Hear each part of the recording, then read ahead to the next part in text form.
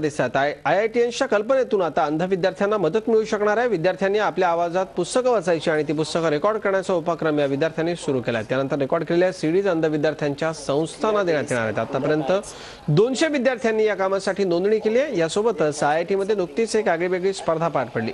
ही स्पर्धा होती निवडणुकीमधल्या जाहीरनाम्याची। देशातल्या हजारो विद्यार्थ्यांनी असे जाहीरनामे तयार करून ते सादर केले। त्या जाहीरनाम्यामध्ये शिक्षण, आरोग्य आणि विकासाला विद्यार्थ्यांनी प्राधान्य दिलं आहे। लेंडर व्हॉइस प्रोजेक्ट चा एम हे आहे की जे पण विज्युअली इम्पेयर्ड स्टुडंट असतात, जे की ब्लाइंड स्टुडंट असतात, त्यांना आपण कशा प्रकारे हेल्प करू शकतो। अलग अलग लैंग्वेजेस में हम लोग ये बुक्स रिकॉर्ड करके, अगर not only books as I told कि अलग इनको अपलोड करेंगे तो हाउ मच इम्पैक्ट उसको create. Anybody in the world can listen it, download the MP3 file through and he और she can listen it through the earphones और the headphones.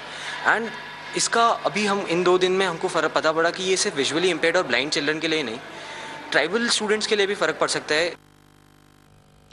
Comedy nights with Kapil मध्ये पोहोचली गुलाबी गँगची team. गुलाब गँगच्या या team मध्ये माधुरी जुही आणि